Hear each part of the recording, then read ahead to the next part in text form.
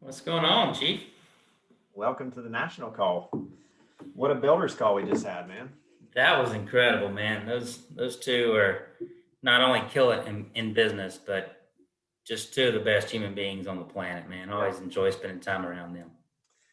You guys missed the builder's call if you're just tuning in. So next week, every single week at 12:30 Eastern, we're gonna roll up our sleeves for about 30 minutes, and we're gonna interview the top leaders, top builders in our company, figuring out how they're getting the growth and the results they're getting.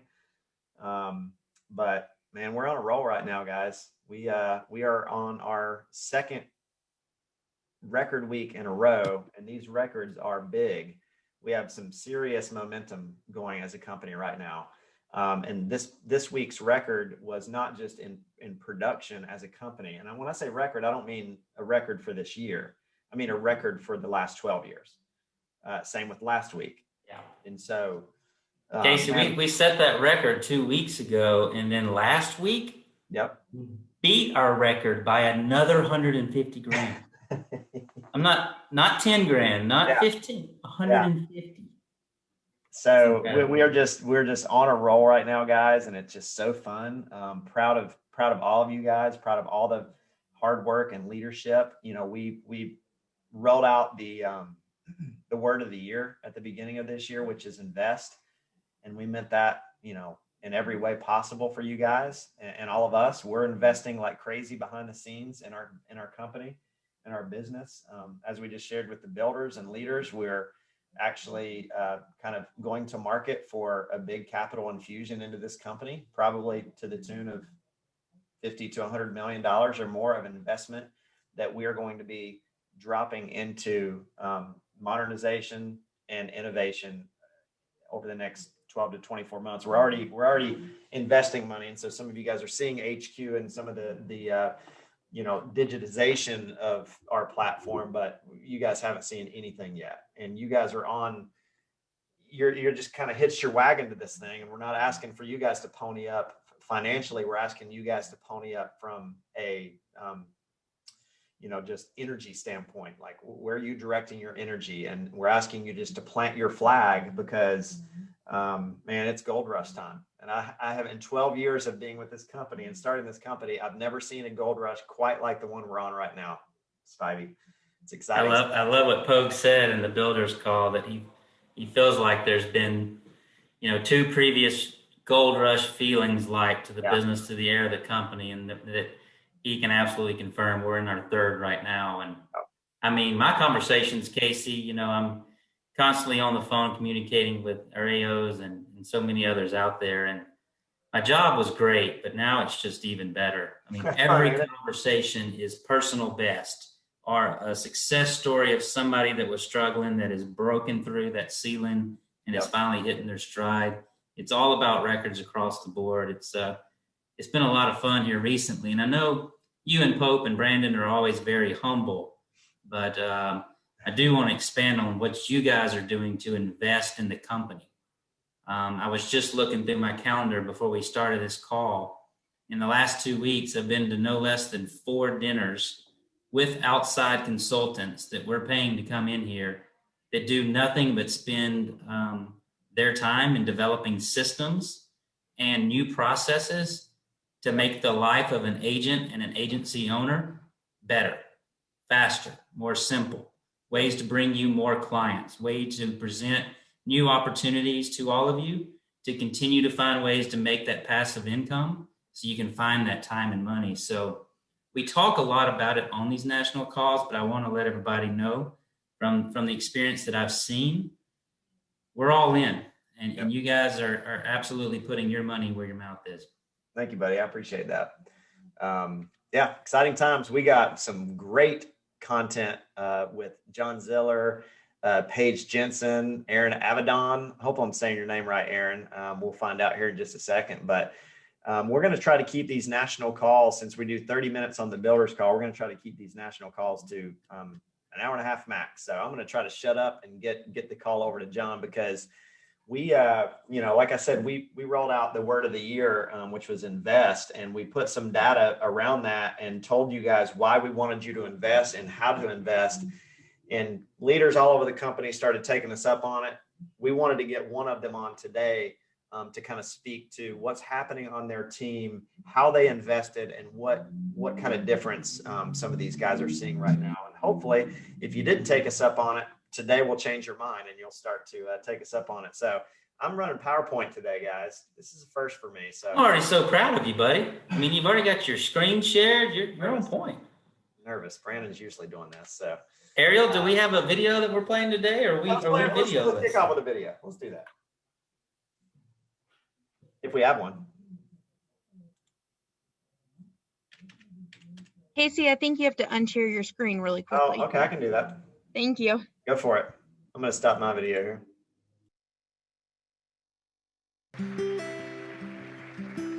10 years, it seems like it's a long time, but then when you look back, it's not that long at all. Well, I'm Sarah Pappas. I'm direct to Tom Chisholm, part of the Danny Young hierarchy. When we found Symmetry, it literally checked everything off the list that we'd always been looking for. It looked too good to be true, but I found out now that it wasn't. It was exactly what I needed. It was a group of people that all saw themselves going somewhere, not alone, all saw themselves going somewhere with all of us together. I came to my first convention, and I think we had about 200 people there. How big is your organization? What did you guys end up with for the month of July? 640,000. 640,000. And that was actually very large for me. I thought, wow, this is a big company. It's just incredible how far we've come. Every level, it's like, if you look back at our generations, it's like the next one was way better. We really get to be a part of the creation of what we do here. I remember a long time ago, we were on our very first carrier trip. The bus driver said, "So who's the owner of this company? Who owns it?" And immediately Brandon said, "We're all owners. We all do." I think it's an understatement to say we have something really special as a company. The opportunity's better. The leadership's better. The culture's better. The leads are better. Every single thing about this place is better than where I was.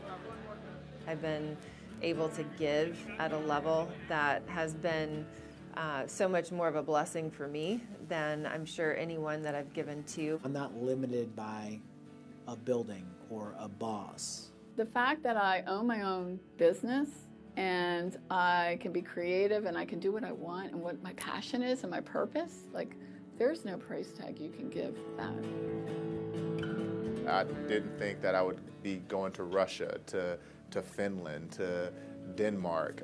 I didn't think I would pick up my family one day and move to Puerto Rico.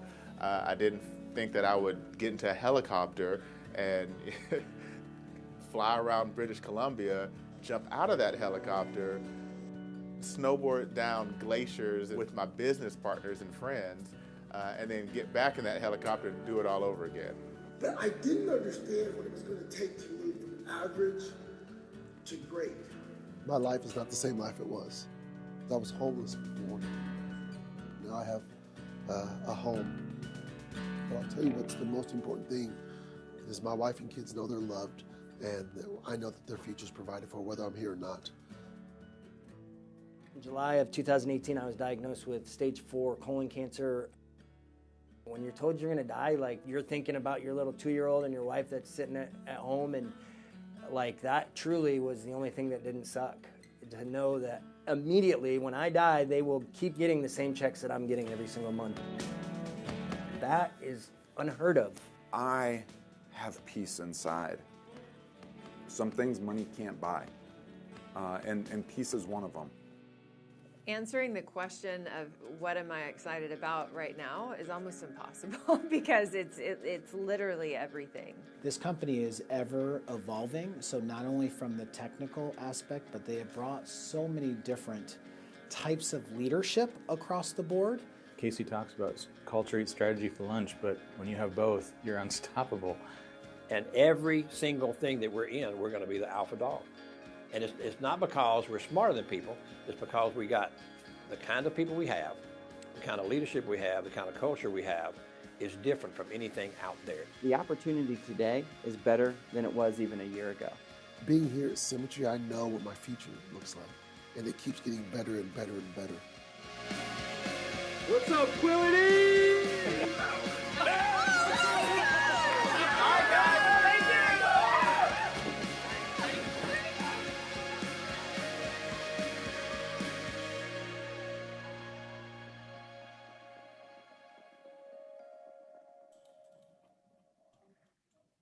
Man, kind of tears me up a little bit, guys. I mean, I think if you look up mic drop, Lindsay and the videography team over there, they just did a mic drop. Buddy. Oh, it's such a good one. So proud of everyone. Man, what incredible a culture we have. Just the people that pour in, and just seeing all those strong leaders. I know I'm really excited today. We're actually going to get to spend a couple minutes with a special guest, Mr. Jimmy. Yeah. We just saw in the video, and be awesome. This is a special one. Really is. Let's get into it, guys. Again, record-breaking week. Top 10 new riders. Vikas Bhandari, number 2. Tyler Carr, number 1. Richard Rutledge, 8,500, first week out. In the top 10 new riders. Richard, guys. And then let me move my thing over here so I can see. And then we got, I guess this is month. So for the month of April, Britt Babb, cool name. Top 10 new rider for the month. That was number 3. Then we got Caitlin Bennett at 12.9 and Jeffrey Skim at 18.6. Good first month out. Jeffrey. Yeah. Then we got top 10 producers. This is overall producers for the week. Number 3, Cowboy Colby Setzer, 25,000. Number 2, LaShawn Toyer, 31,000. This is for the week, by the way, guys. I think my biggest month ever in personal production was 43,000 Spivey. So LaShawn Toyer did 31,000 this week. And Antoine Johnson, 34.6. Good work, number 1. And then Omar Diaz, 72,000 for the month. Antoine Johnson, 79,000 for the month. And number 1, Julia Mullins, $90,000 for the month. These are video game numbers you're seeing right here, guys. No one in the industry is getting this kind of stuff happen. Monique Alrawi, 20. This is top 10 producers by app count. You got Christopher Leak at 24. Harrison Zipkin, seeing you all the time. Harrison, good work. 25 on the app count for the week. And then Derek Robinson at 63. Deborah Jr. at 60.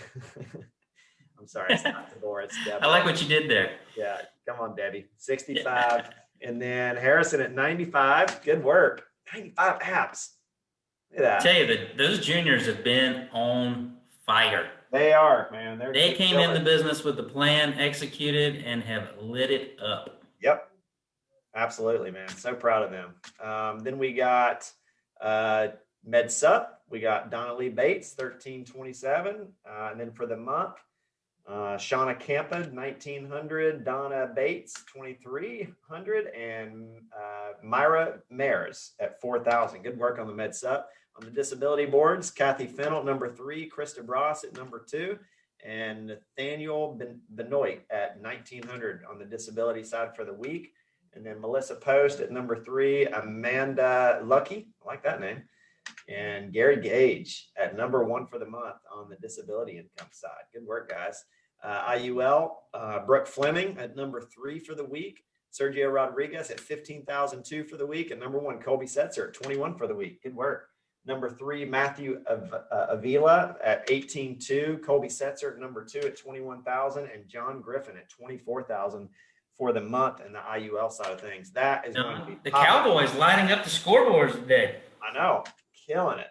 On the annuity side of things, we're going to continue to see all of these solutions really start to pop throughout this year. Lisa Christopher at 282 in annuity for the week. Alicia Bergfeld at 300 for the week, and David Hadley at 450 for the week. Good work, guys. And then Anna Burton at 453 for the month.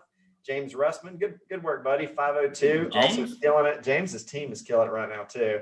And then Alicia Bergfeld at 1.15 million for the month. Good work, Alicia. That'll put some money in the bank account. On the debt-free life side of things, we are also starting to see some crazy traction with Resma and team on the DFL front. Julia Mullins, and again, DFL is no understatement, could be as large, probably larger in the near future than our entire business, which is mostly mortgage protection, life insurance at this point. So just understand that this debt-free life solution is massive, and we have it cornered. LaShawn Toyer, 22. Bonnie Popovich at 36,000 for the week. Theodore Pritchett, good work, 20,000. LaShawn Toyer at 22,000, and Bonnie Popovich at 36,000 for the month of April on DFL. Total Definitely recruit. anybody out there excited about DFL, or maybe you were really excited about in the beginning, but fell off the bandwagon, or you felt like you never really fully understood the product enough to be comfortable in a home, strongly encouraged to get to the website, register for an upcoming boot camp. Yep. I know the first one was sold out. I believe the second one sold out. There's additional boot camps to come up. All the information's on the website. Get involved with that boot camp. For those of you that don't know, when we started to go through this merger with Assura, Casey and Brandon and Pope sent me out to California for 2 weeks to go watch one of these live boot camps with Mike Resma leading it. And you talk about being with somebody that is living in their passion, that absolutely to their core believes in what they're doing for clients and has a passion and an energy that just can't be matched, to relay that information to agents to help you be better equipped to protect more clients. Just sitting through one of these boot camps with Resma for 2 days is fun enough. Not to mention, you're going to walk away actually equipped to go into the homes and really make some very positive decisions in families' lives to get out of debt and take some of that money back from the banks and put it in their own pockets. So really encourage you all to get out there, sign up for these boot camps. Great for referrals, great for warm market. I mean, just think about it. When it comes to just life insurance, we understand how important it is. It's our business. We understand what we're doing and the impact that we're making in people's lives. But to get them to think about someone else versus themselves is tricky for everyone in some ways, right? And so when you think about a product like Debt-Free Life, not only is it a life insurance policy that has the death benefit that we all talk about, but it appeals to the person. It appeals because of what it's actually doing. There's I don't want to say a selfish component, but you're showing someone how to get out of debt in 9 years or less without spending any additional income or money that they are at this point. It's a very compelling story and a concept to people. If you were to poll 10 people about whether they would want to purchase life insurance that pays a death benefit to someone else, or the same 10 people to, would you like us to show you how to get out of debt in 9 years or less? Like, a lot more people are probably going to take you up on that. And so it's such a interesting concept for people that you gotta understand what we're doing here and lean into on the DFL side of things. So get on one of those boot camps if you can.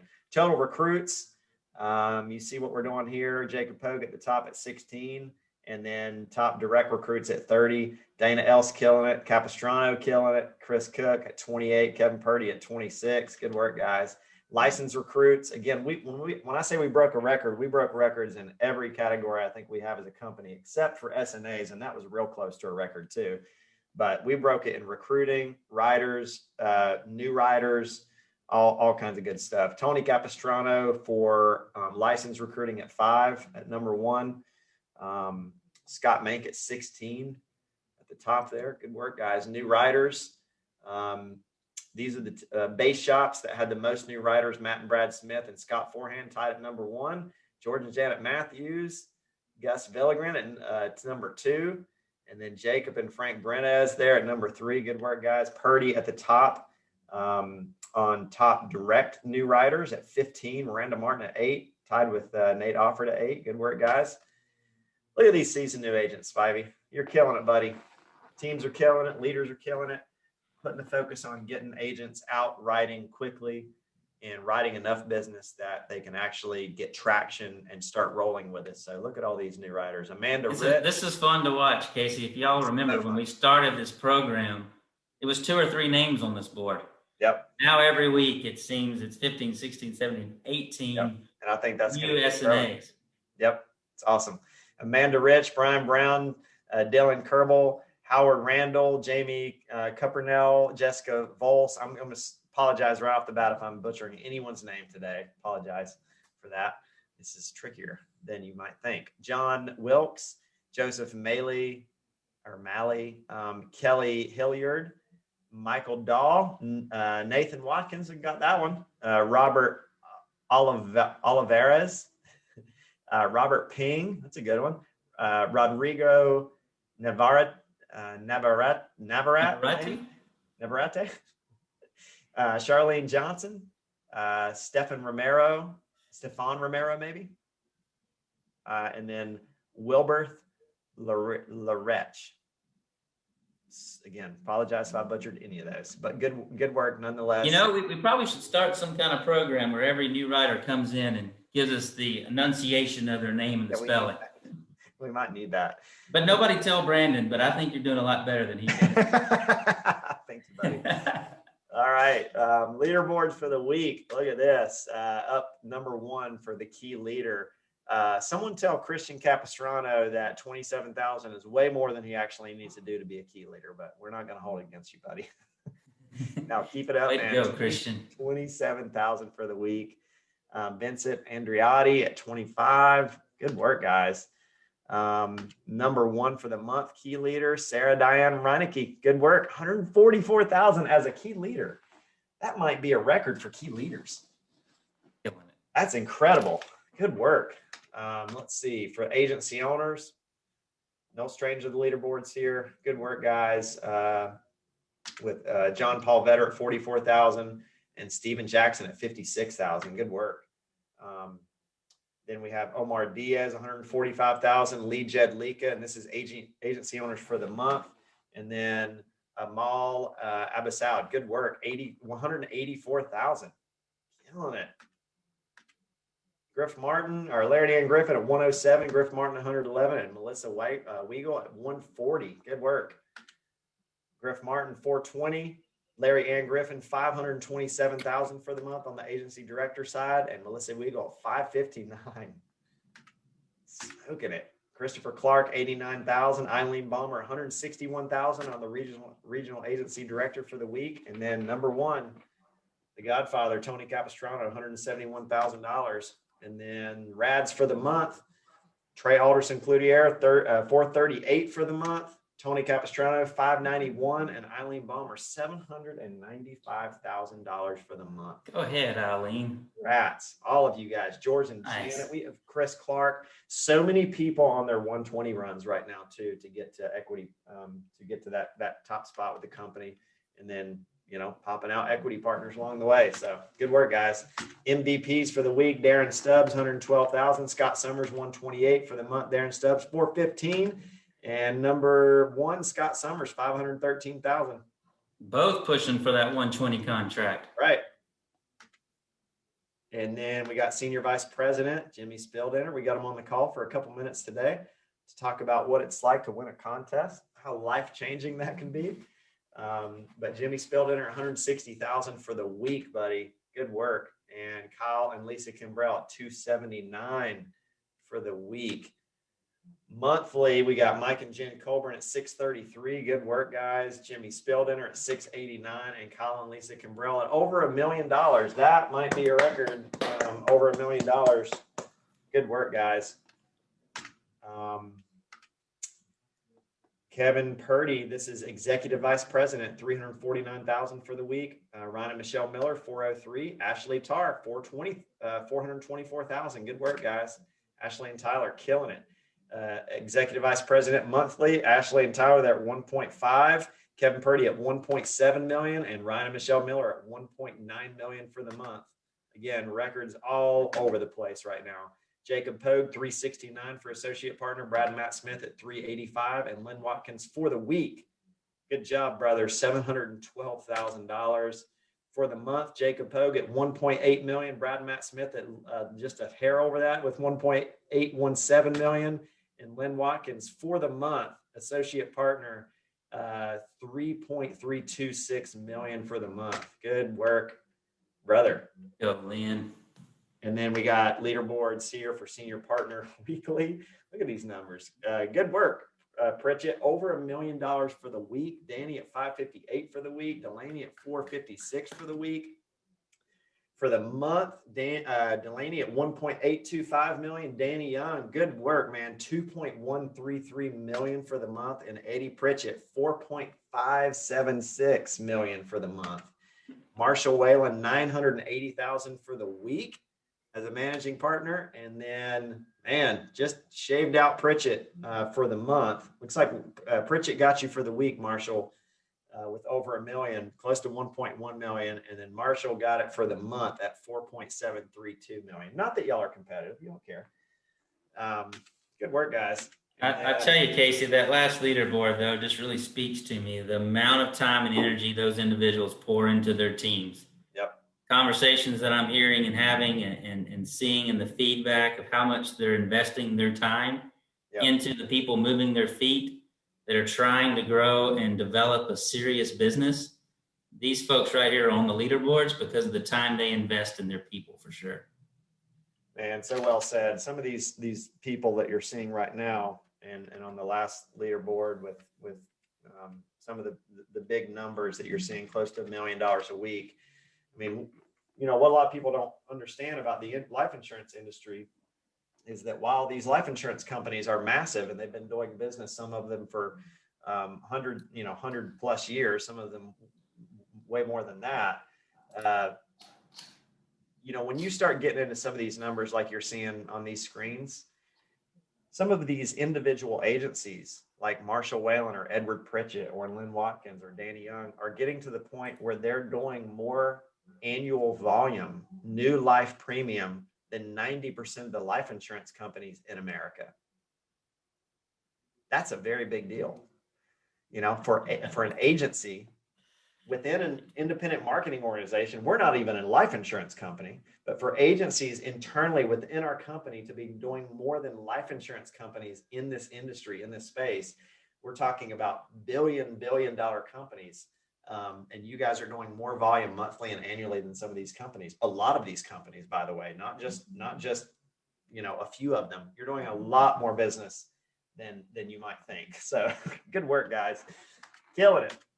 And then on the direct side of things, Edward Pritchett, 248, Keshawn Monteith, 296, and Kevin Purdy at the top on the directs, 349,000. Edward Pritchett at 933, Keshawn Monteith at 1.3 million for the month, and Kevin Purdy 1.7 million for the month on the directs board. This is the F&G IUL contest. Standings current as of 4:30.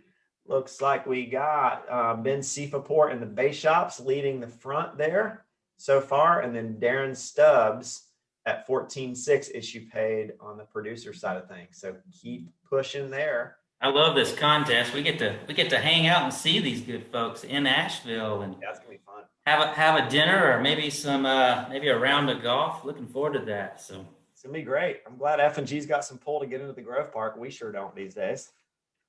It's so touristy around here now. It's hard to get into places like that, but that's a sweet spot. So that's gonna be a fun one. And now probably the nicest spa facilities that I've ever seen. For sure, yeah. Yeah, the coolest spa you'll ever go to. If you doubt it, then you should win the contest and come check it out. Announcements. Check out the new do's and don'ts training resource on the Quilly Retirement Solutions training page in HQ for tips on how to effectively communicate with your clients while filling out the QRS client survey. Check out the newest addition to the Protect the Protectors program. The My Policy option through Foresters. You can. A lot of momentum behind that one, Casey. We had so many people reaching out and signing up for a policy under Foresters. Take advantage of this program. And so if you haven't yet, I strongly encourage you to get out there, check it out. And again, major shout out to the agent success team over there, Miss Ariel and Kayla, that put in countless hours to find any and every path we can to help protect our own protectors. It's awesome. And then when you log on to HQ, you might have received our top performing agent survey. And if you did not receive it yet, you will very soon. If you did not complete it, no cookies for you. Really, if you did not complete it, you will get an email reminder on Friday. It is very important that you complete this. It will take 10 to 15 minutes. What we are doing, so much of what we're doing behind the scenes with our company is about getting smarter. and taking information and taking data and condensing it down to what does this actually mean for us as a company? Does it actually, is it something that will help people to grow if they understand it? And then how can we get it down to you guys so you understand how to use this data to effectively power and grow your agency, grow your personal production, grow every aspect of your business. And so that's, man, you talk about the data that we're collecting too, Casey. And so for all of you that don't know, the spearheading this whole project is our Chief Leadership Officer, Brian Williamson. Right. And the amount of time and experience and the knowledge he has in this space, we're really going to be able to pull out some really good nuggets for everybody to focus on in recruiting and personal sales training. There's so many different ways that Brian's going to be able to use this information to serve all of our agents out there. So please do take time to fill that out and put some thought into it and give really, really thoughtful answers. This data is going to drive so many new initiatives moving forward that are going to benefit you all. It's going to be good.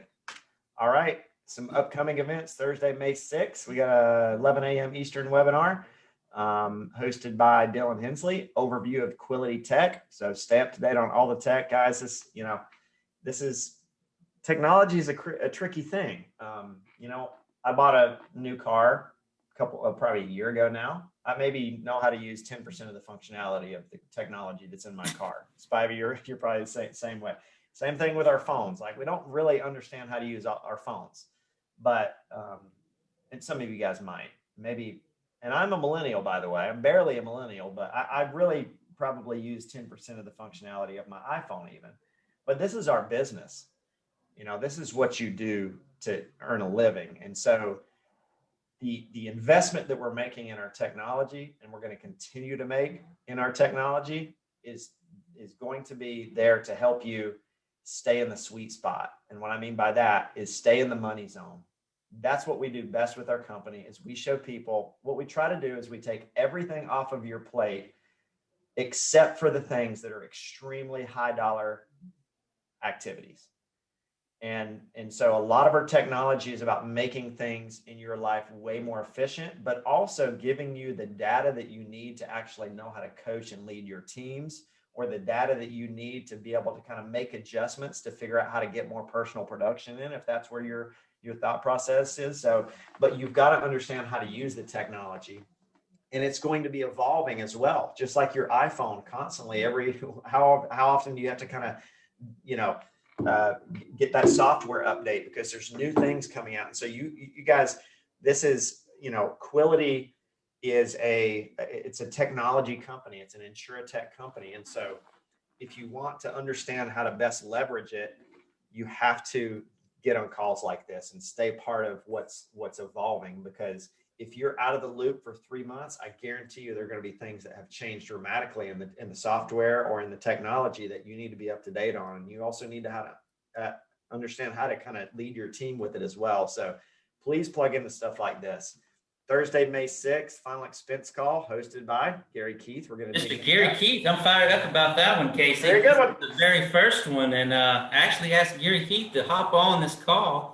Yeah. And come on and chat with us for a minute and tell us what we can expect and what we're going to see here in tomorrow's official first launch with the guru himself, Mr. Gary Keith.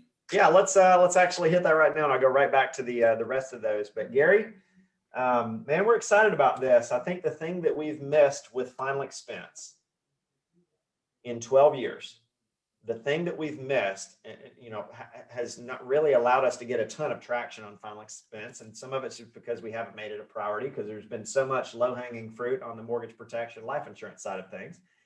But, I think the thing we've missed is a guy like you, someone like you that has the experience, the leadership voice, the know-how, the expertise to actually come in and stay in it with us, and so that's what we're excited about on the final expense front of things. Gary, you want to plug this for just a quick second?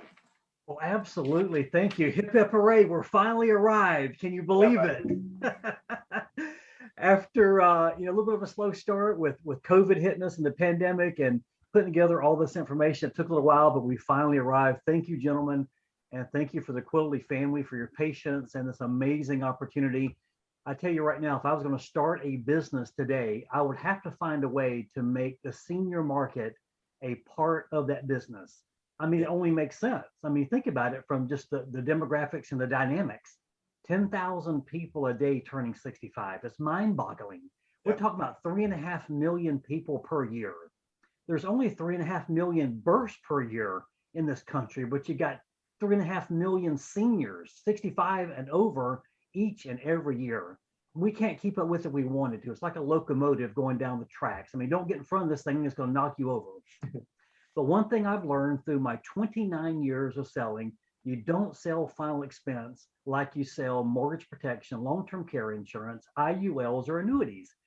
That's where the challenge lies. And if you've tried it like that, I can understand why you've had some problems.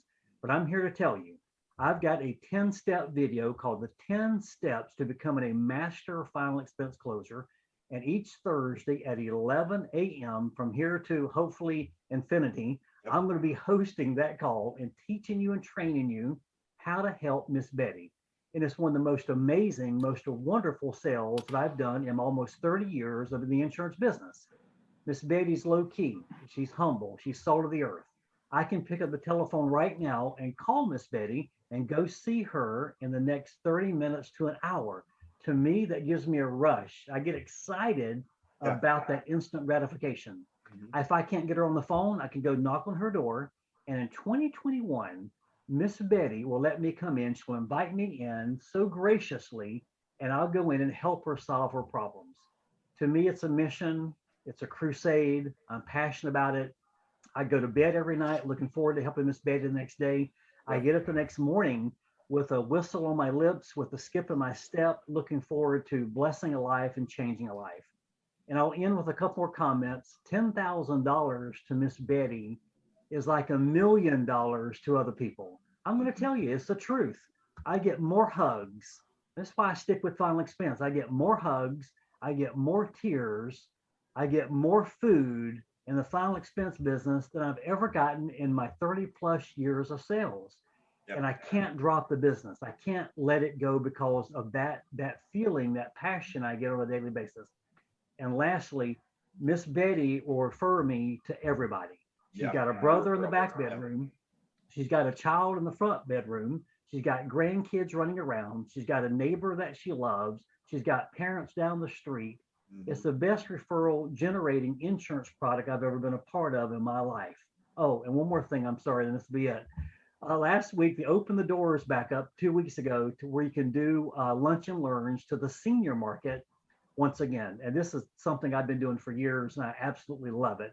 I'll take in some food, I'll bring in some games, I'll bring in some gifts, and I'll go to these senior centers and I'll do a dog and pony show, a presentation, and we'll play bingo, we'll laugh, we'll have fun, we'll eat. There'll be like 20 Miss Bettys sitting in this room, a couple of Mr. Billies. Mr. Billies don't take it as seriously as Miss Betty does, but they'll be there.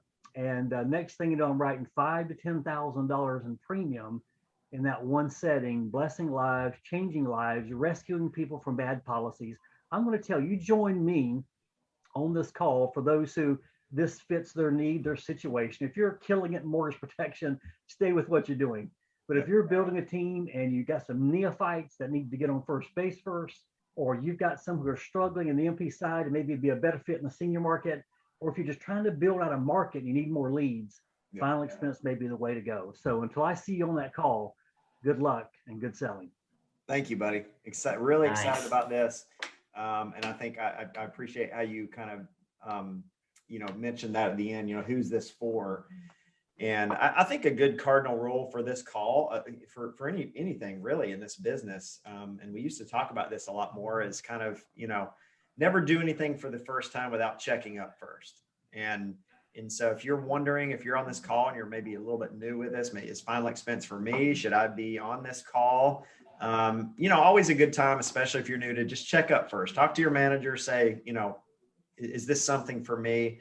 And if you're a leader on this call, what Gary just said is perfect way to how to look at this, which is I don't want to disrupt anyone on my team who's already kind of in the zone on mortgage protection. I'm looking for maybe that producer, Gary, who really, really likes the kind of face-to-face a lot more too. We have a lot of, probably 60% of our volume right now is coming virtually, which is incredible. That we have so many people right now being able to work from anywhere they want. They can fly to Hawaii and still make sales virtually, which is amazing. But for those of you who, really like getting out there and getting face-to-face with people, this is a great opportunity, especially if you're in a market where, man, I'm having to drive 3 hours away to work mortgage protection leads. Maybe I could get some final expense turned on right here and give that a shot, jump on Gary's call and start to dig in. Or, this also, as a leader, I would be thinking about kind of siloed opportunities for marketing and recruiting, because the one thing that's kind of odd about final expense and mortgage protection is, Gary, is generally people who have done mortgage protection have a hard time making a switch over to final expense because, as you said, it's different and it's a different feel. But people who also love final expense and are doing final expense out there that are looking for better opportunities like this, they don't like doing mortgage protection, right? They're like, don't get me away from mortgage protection. I want to do final expense. We're creatures of habit. And so when it comes to marketing and recruiting, I would be thinking as a leader, not only am I going to be running my ads and interviewing for mortgage protection, but I'm also maybe going to toy around with some final expense stuff and try to start really attracting people who already kind of know a little bit about final expense or that's their market. Do you agree with that? I totally agree. And what I did is, I'll use North Carolina as an example. And if I was a manager out there, here's what I would do. I had 4 hubs in North Carolina. I had the Charlotte hub, had Greensboro, Winston-Salem, had Raleigh, Durham, and had Wilmington. And I was looking for a key final expense, someone who already had experience. So you could really advertise for that. And that'd be your captain for that market, that area. And then what I'm going to do is filter people up under that captain of mine. He already understands, or she already understands final expense. She's willing to go out there in the trenches with that person and spend time with them. And so that captain is the person I'm looking to for them to report back to me and build under. And I tell you, that's the way to do it. And you'll build a mega. And it took me to $8 million in little old final expense premium in my region here in North Carolina, and took us to 30 million as a company. So it definitely can be done. Killing it. We're excited about that. Some of those numbers coming our way. So let's do it. Thank you, Gary. Thank you, guys. Appreciate it, buddy. Excited about this. All right. Thanks. All right. So that is going to be May 6th. That's tomorrow. By the way, Cinco de Mayo today. All right. We had tacos for lunch. It was awesome. But that final expense call is going to be tomorrow, May 6th. And then Friday, May 7th, we have Todd Talks returning with special guest, Brian Williamson. You guys got fired up for this one, buddy. You guys got to catch Brian Williamson as our new corporate leadership development officer. Jumpstart your personal development. And then if you're new to the company, Todd Talks are really centered around, we have tenured agents and agency owners that attend, of course, but we really try to message to a lot of our new recruits, a lot of the folks that are just starting with Symmetry, to really speak in to make sure that you're getting off to good habits, to give you some pro tips. And so I can't think of a better way to kick it back off with Mr. Brian Williamson. Great. To talk about one of the key foundations that builds this company on a daily basis, and that's personal development. He's going to give us some really good specific nuggets on the ways you can get started early in developing yourself, as Danny Young always told me, to becoming a big enough battery to plug other people into. Right. That's what it's all about. That's awesome. Monday, May 10th, we got the Monday sales training call hosted by Melissa Banning and Summer Friesen on keys to unlocking your production. And then May 11th, we got VP of Advanced Market Solutions, Mike Resma. That's the DFL call. That's Tuesday, May the 11th at 11 a.m. And then Wednesday, May 12th, we got the Builders call again. Brandon and I will not be on that call. There's a chance that Pope will be on, but we got a couple good guests lined up for that. That's May 12th at 12:30. Let's see if we got Mr. Jimmy on. Jimmy, you out there, buddy?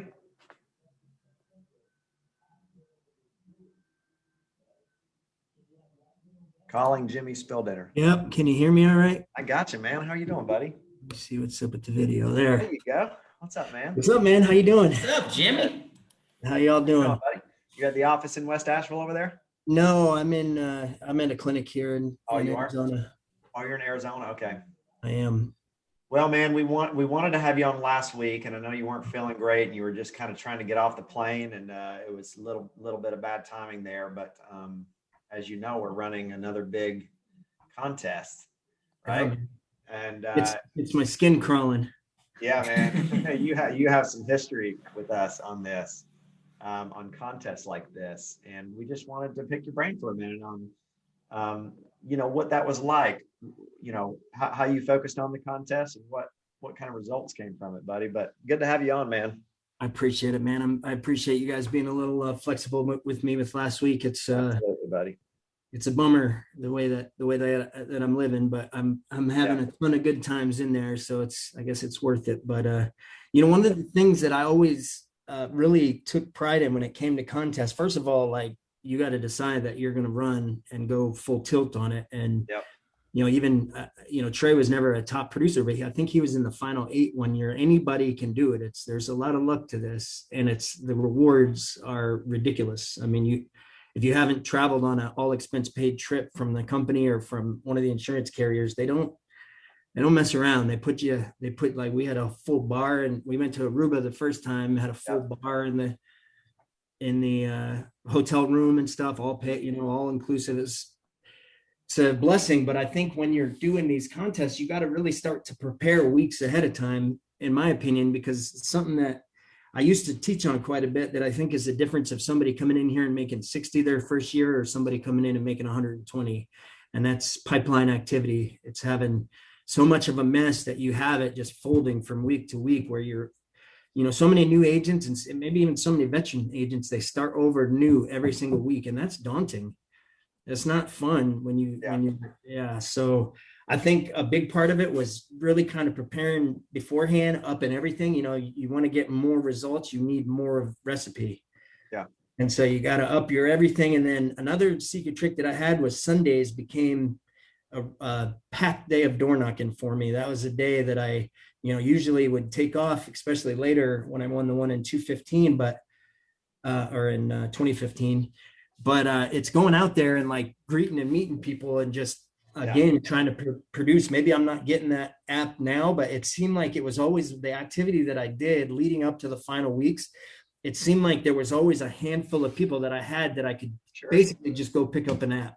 We'd already worked through it, but that's just from the massive activity. Really, pipeline activity. I think it's so important. So many people go into each week naked or blank, and that's daunting. There's kind of no carryover. There's no like appointments that you missed last week that were no shows that still want to get back with you. There's no kind of, maybe there was a think about it that turned into something, big. There's no pipeline effect, and if you're busy enough, you just naturally should have what feels like 1,000 or 2,000 of premium every single week. That's just kind of backed up from the last couple of weeks. Right.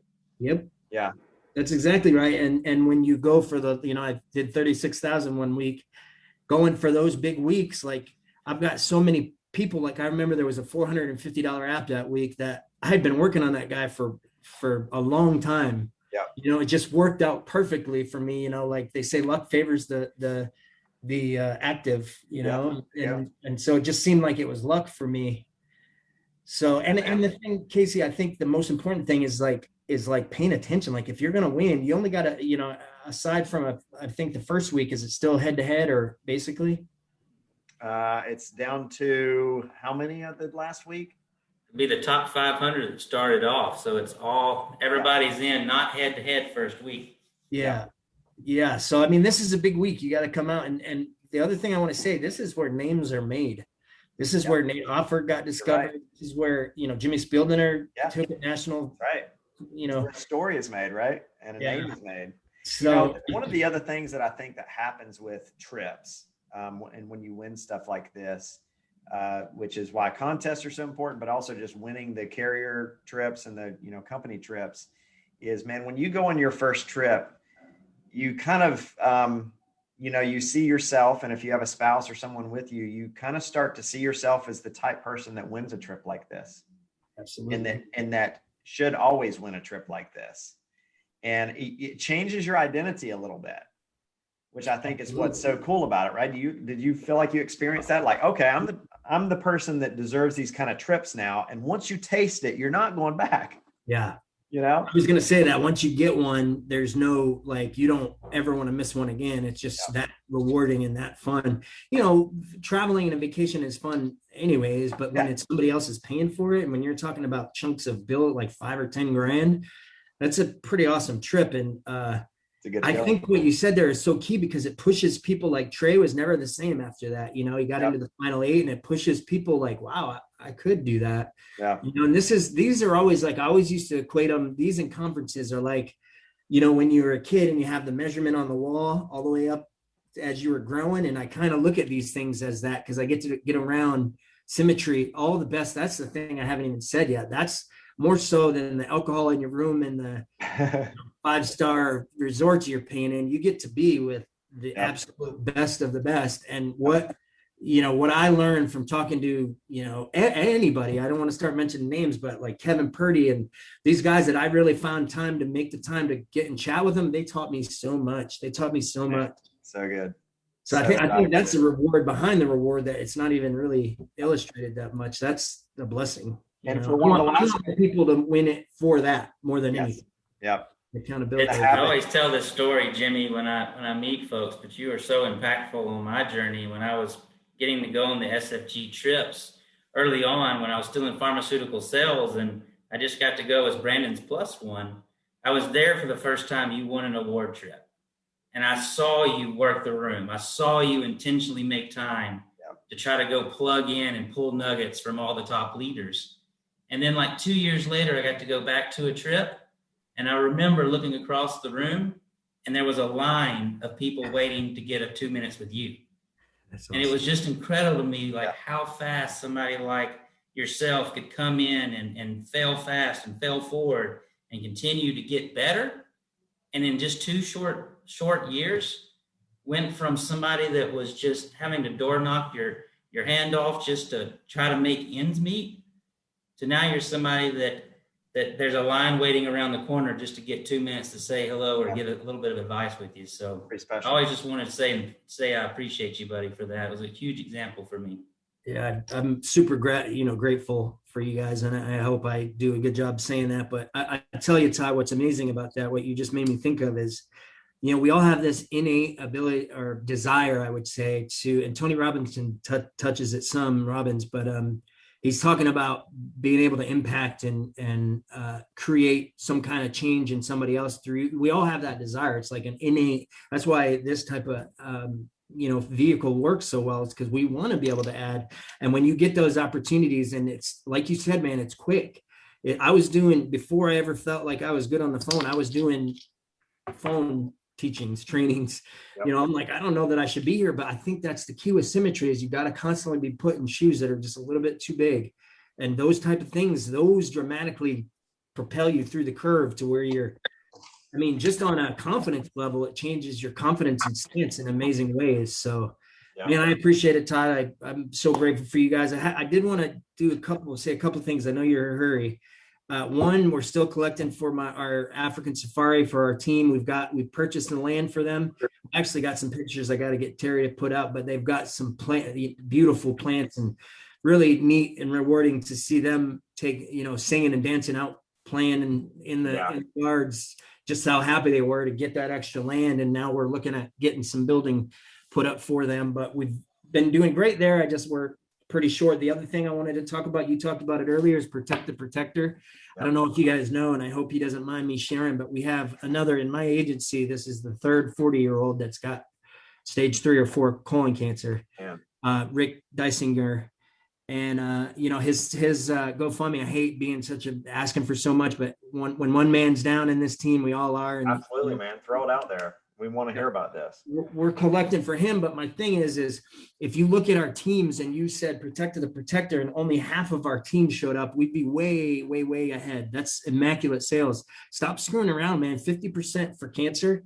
Why do you want to risk that? Like, instead of paying $50 or $75, it's destroyed people. I've watched it destroy people. And I'm so grateful that I was further enough along in this trip that it didn't impact me the same way. But man, I'm spending so much money a month to be alive right now. And it would be really nice if there was a chunk of change that, came out from getting cancer or something. Just protect yourselves. Don't be silly, man. This is getting crazy out of control. Just in my agency, 3 of us in a rough way. So prayers for Rick Dysinger. And man, I'm so grateful for you guys. I don't want to take him any more time. Oh, man, we're grateful for you, buddy. So impactful. So proud of what you're doing.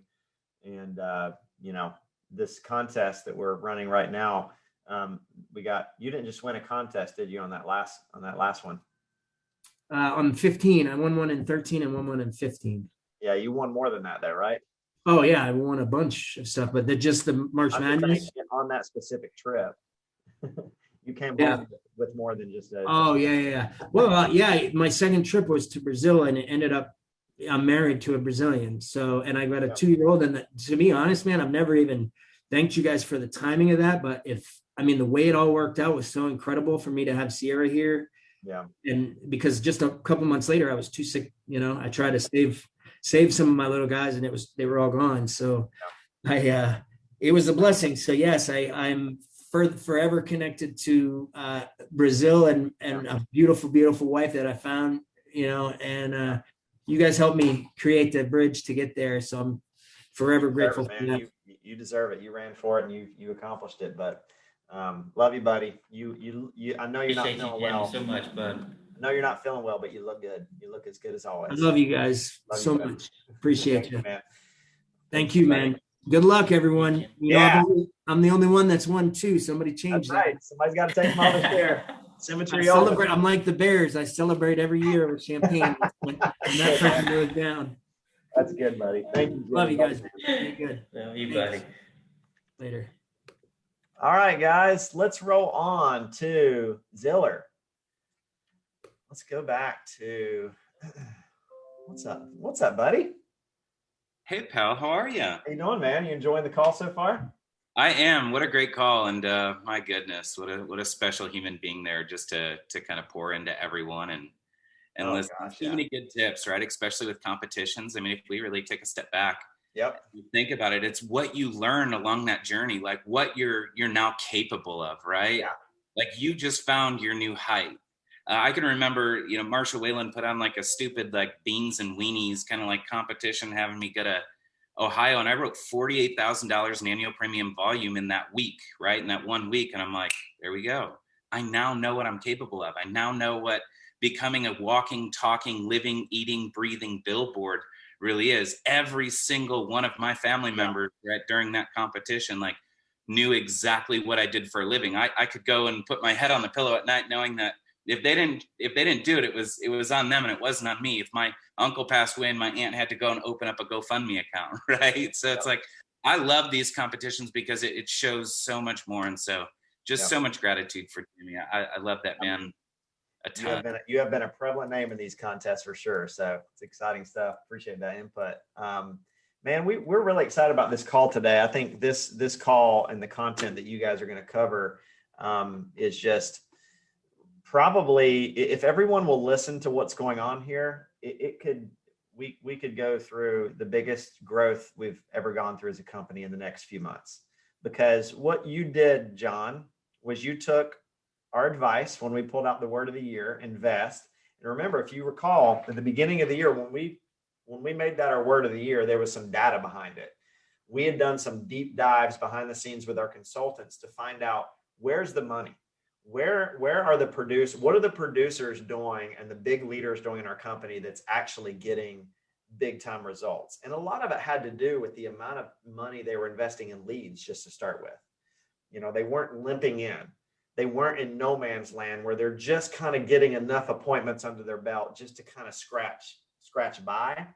And so Ziller, you sent us some texts and emails a few weeks ago, just with some like, hey, there's some of the results I'm getting right now. Can you just kind of kick off a little bit with that? Because I know you got Paige Jensen on as well, and Aaron to kind of speak to some of the results they're getting. But if you're out there listening right now and you don't have a notepad, you don't have some way to kind of take this content and apply it, you need to get yourself in a position to do that. pay attention, and Ziller, kind of roll with that a little bit on the investment side of things. How to go from 4,000 in your checking account to 40,000 fast. I'm assuming that there's some reason why we titled the call this way, right? So talk about that. Yeah, man, there is. And first and foremost, my name is John Ziller. I'm director of Symmetry Financial Group under the Carl Miller, Ryan Miller, Rob Puckett, Marshall Whalen hierarchy, and so grateful to be here with you. And of course, thank you guys for everything that you've done to me, you know, for me personally, and I'm just forever grateful for this journey. I love kind of this title, and both of these individuals that are on the call with me make main stage Paige and Aaron. Their real names are, you know, Paige, Jensen, and Aaron Avidon, but both of these have done exactly this, and truly, like, we're going to get into some numbers and some of the nitty gritty, but both of them had just followed exactly what you said, Casey. And the matrix that you broke down. I know that you guys were kind of preparing for, you know, the invest of the year, and you guys were working with, you know, a lot of the teams behind the scene to really kind of dissect and understand the numbers. And you rolled that out to us kind of early, right? And then you made that the word of the year. And during some of the conference calls, it was like, just people were just like, invest more, right? More.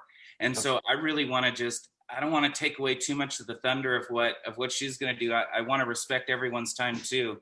I've already put 2 pages of questions away for them. So I'm going to try and make this as impactful as I can during the next 27 minutes here. But first and foremost, can I just have both of you unmute yourself to make sure that you're with me, Paige Jensen and Aaron Avidon?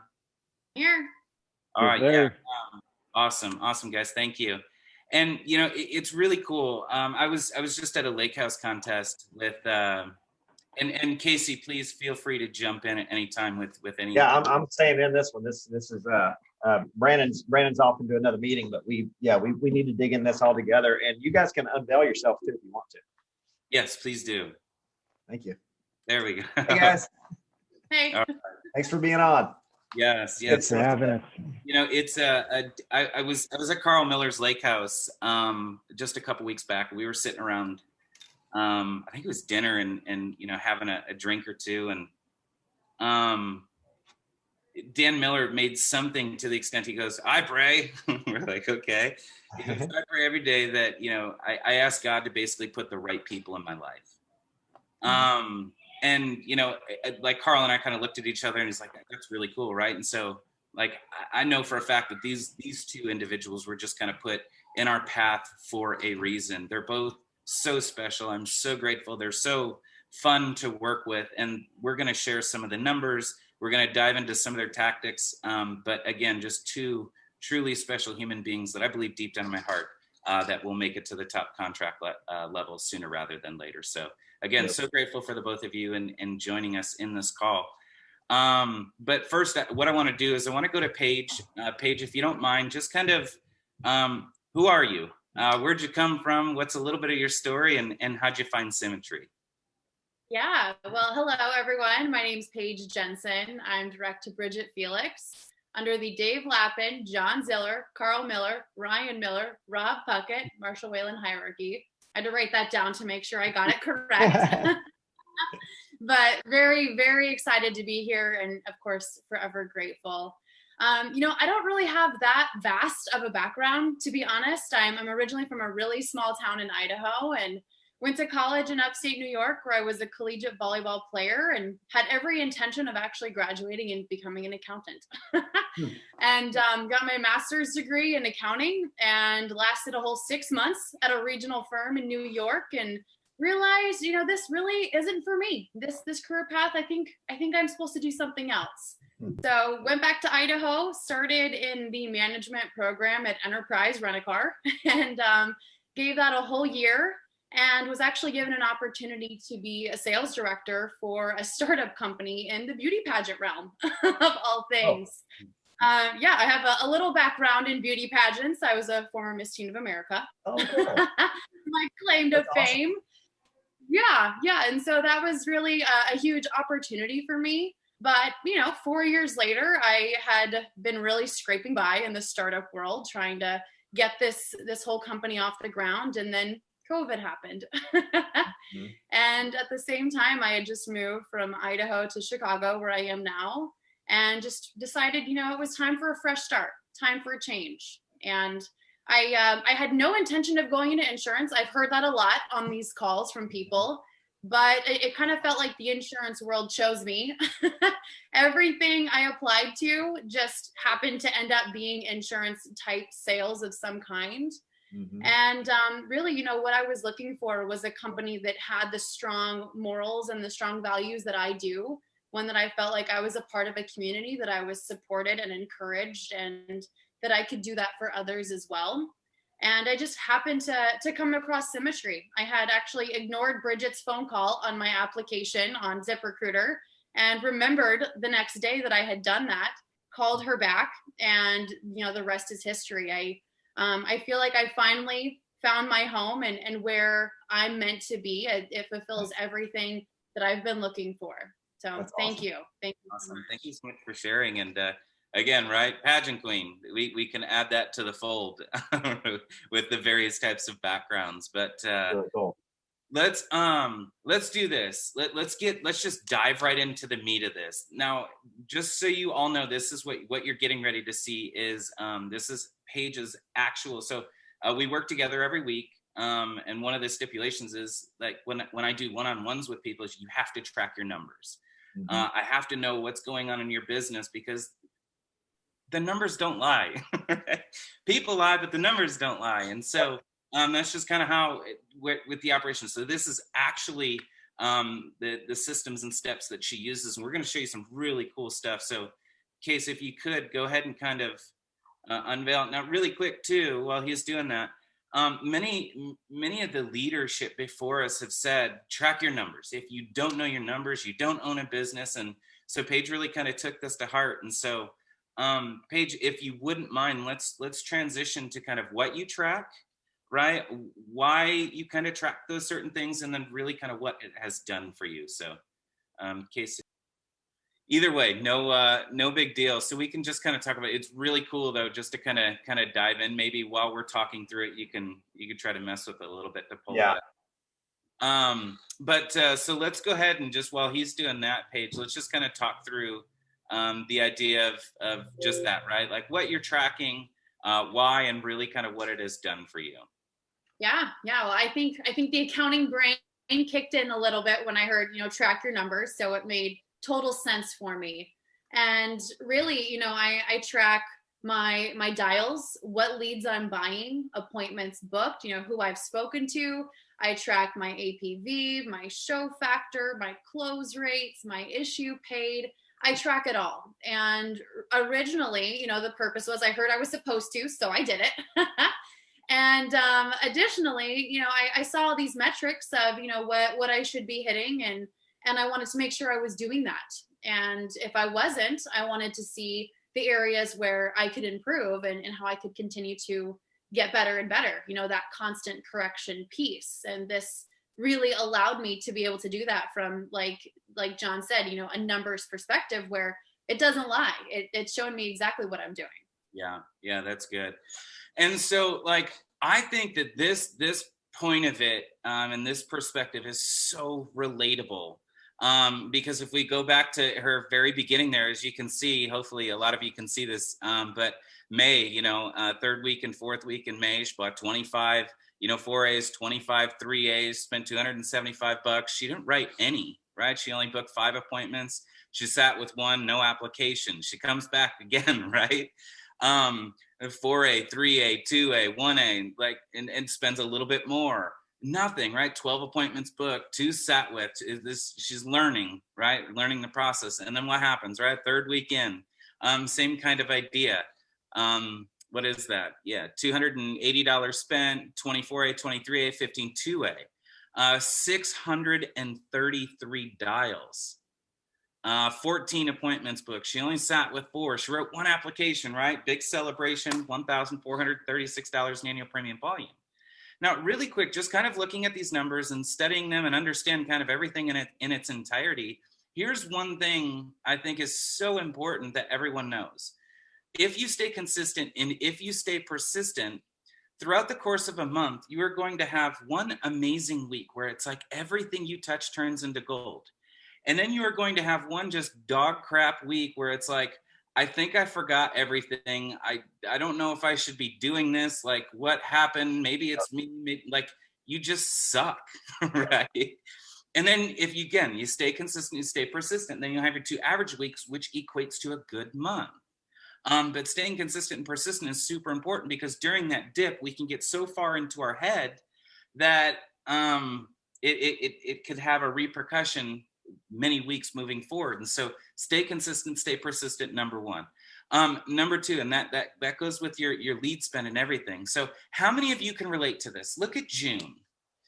So June, she spent 2, 5, 7, 9, roughly $1,000. She wrote 6, 7, 8, just over $8,000 in annual premium volume, right? Like, how many of you can kind of relate to that? That's $6 to $8 to $10,000 in annual premium volume. Having, one good week. Look at, boom, she has her breakout week of $5,240 in annual premium volume, right? And then, but the week before that, she had 0, but she stayed consistent, stayed persistent, and then bounced back to a $1,481 annual premium volume. So you're going to notice that there is a little bit of a roller coaster ride, but again, stay persistent and consistent.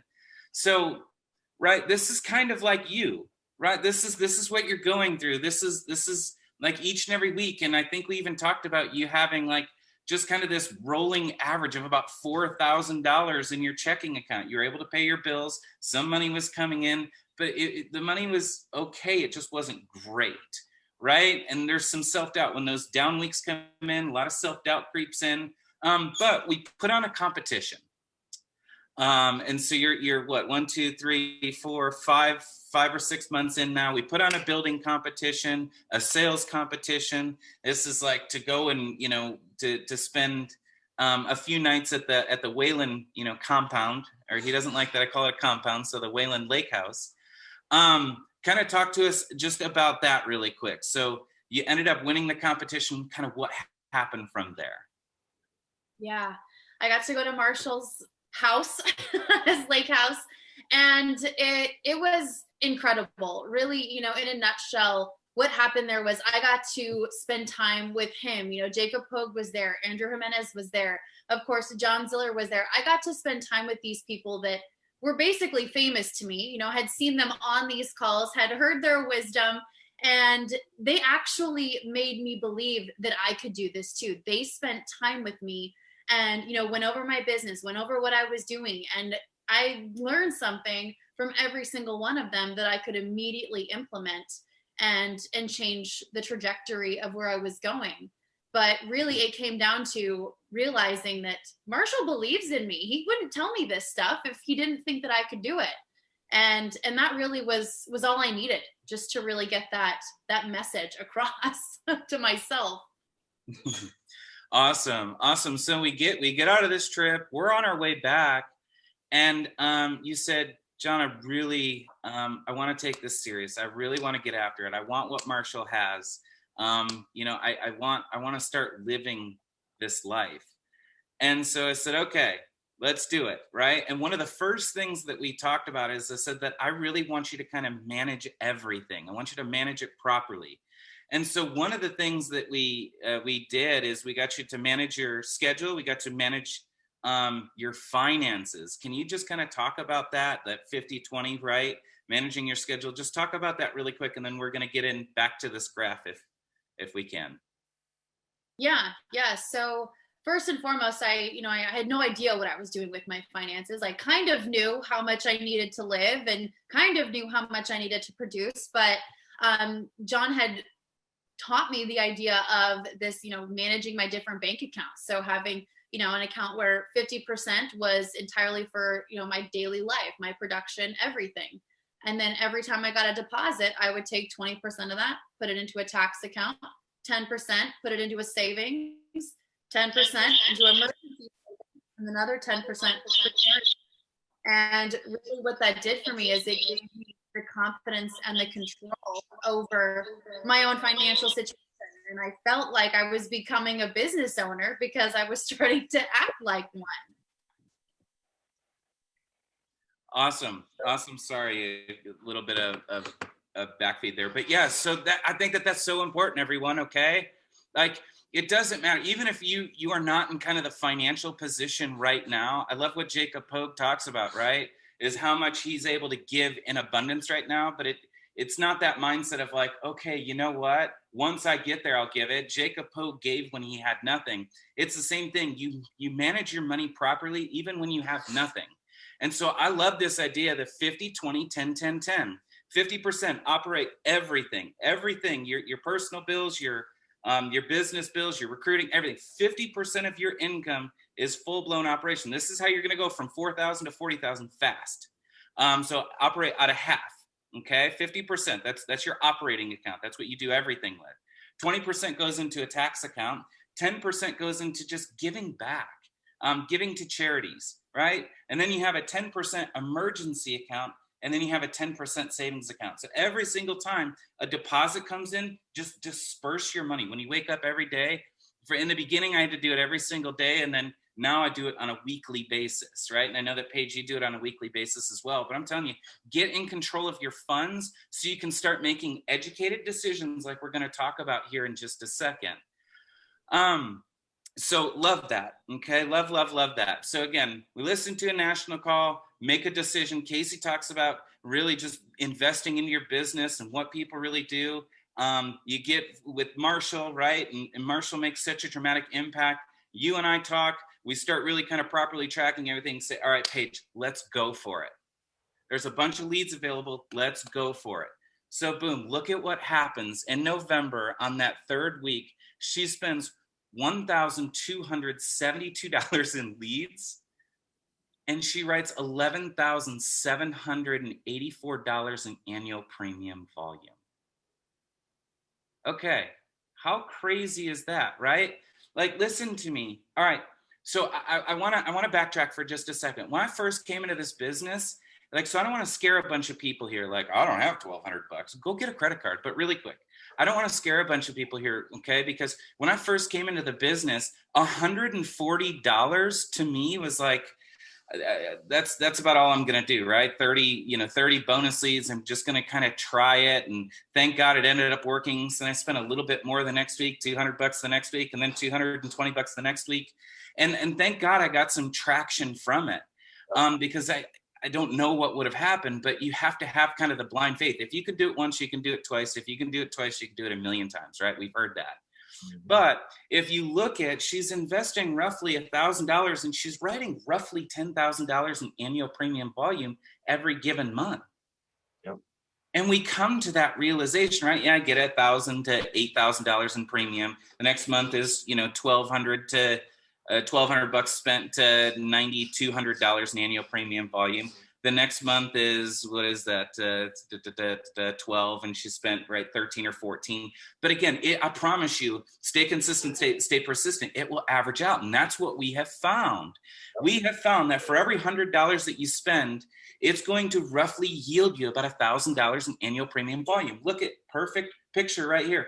$1,200. She writes $12,000 in annual premium volume. Let's go to the month of December. 11,004. It's 15 plus 5. It's roughly $22,000 in annual premium volume, right? And then look at what she spent. 506. That's 11. 500. That's 16 plus 4. She spent $2,000 to write $20,000 in annual premium volume. There you go. You can buy your production, right?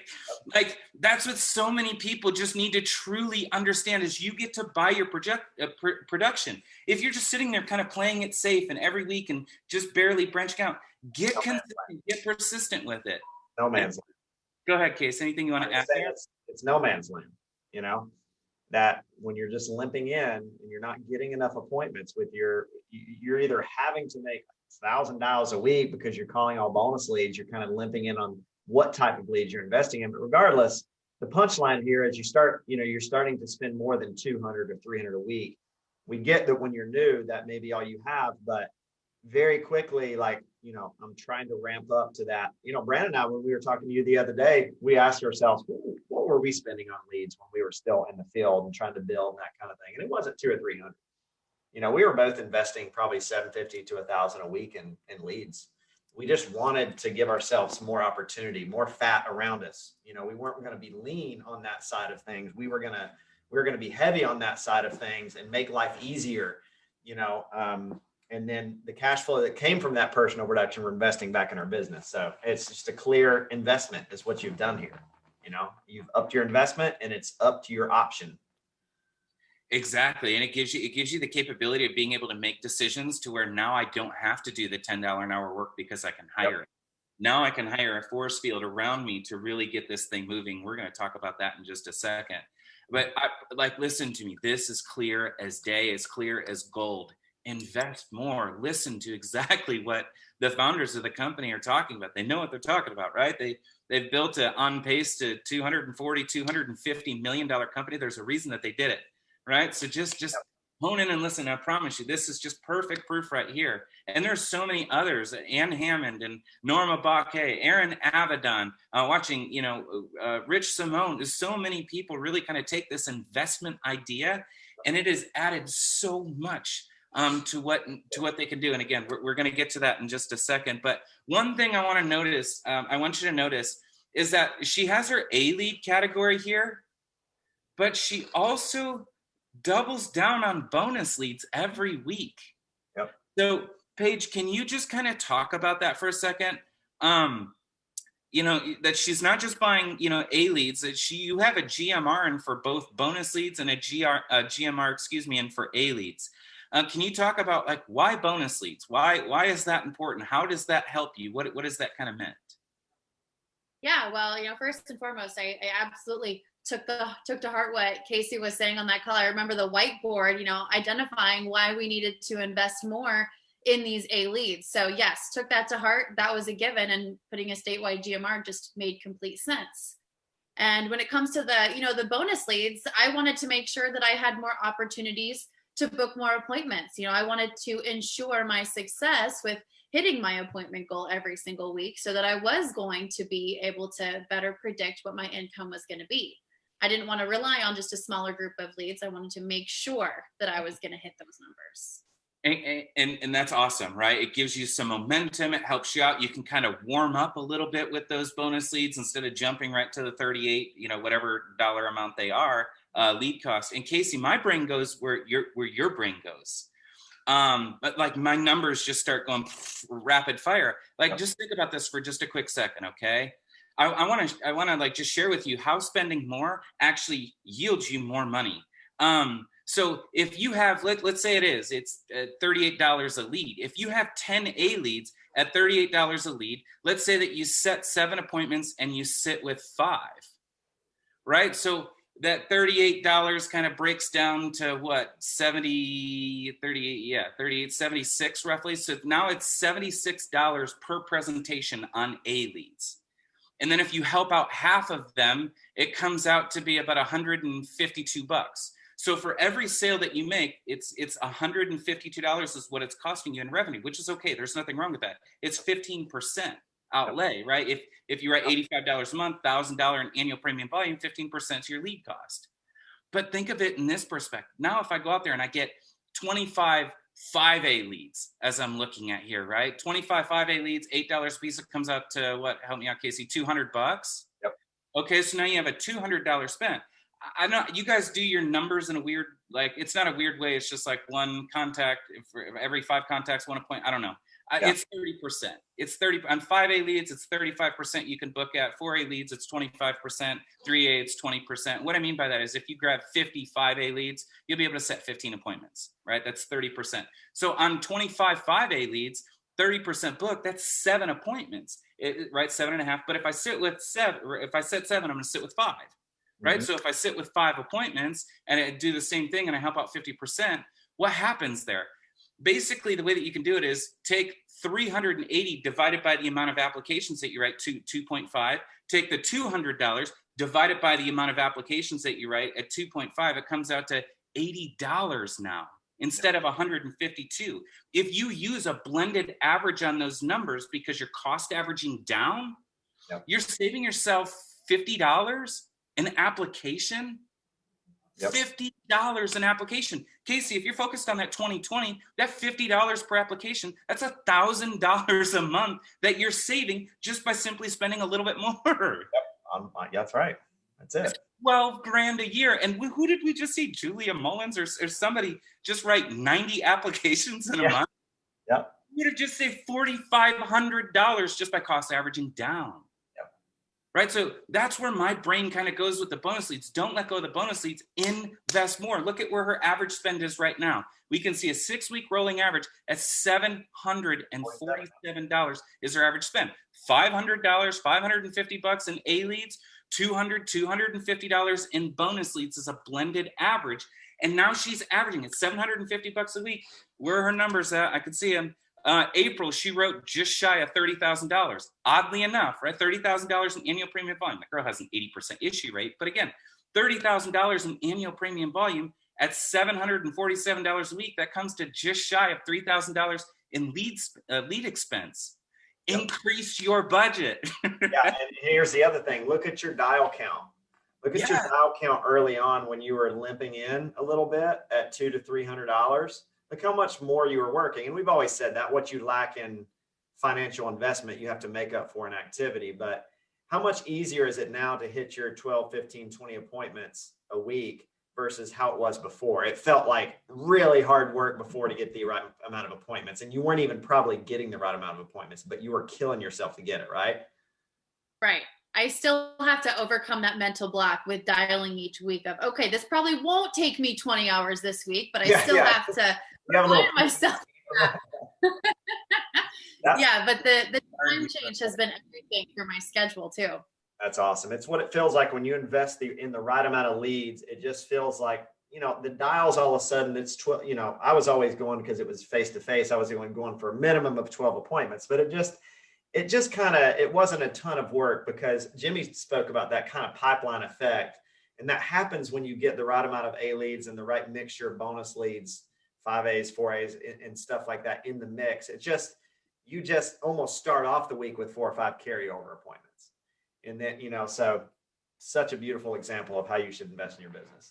Well, and Casey, I love what you're saying there, right? Because I don't know how to say this without coming across but I don't envy anyone just starting out. It sucks, right? Making 630, 674, 670,000. It sucks. And thank God you guys lifted that and gave people the ability to buy A leads a heck of a lot, much faster. Yep. Turn in an A lead GMR ASAP, because you're going to watch those dials transition from 630, 674, right? Down to, what do you do now, Paige? 81, 224, 157 to set 19 appointments, 115 to set 21 appointments. Are you kidding me? I was never able to do that. That's right.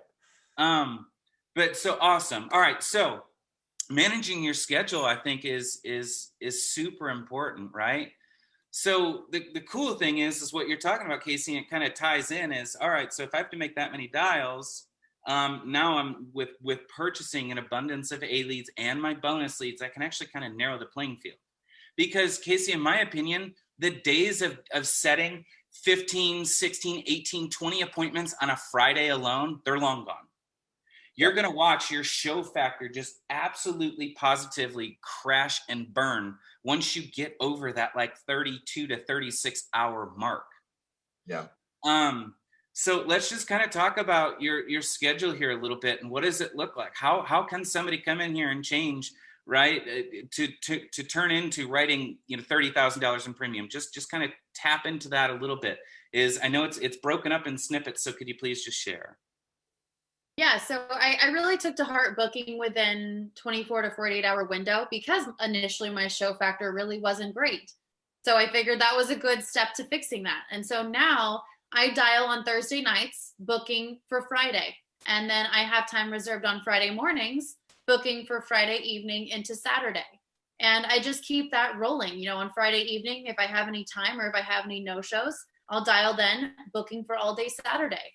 And I'll dial on Saturday if I need to book more for Sunday morning or Monday. And I'll just keep rolling until I get the appointment count that I want to get for that week, or get the production that I'm looking for.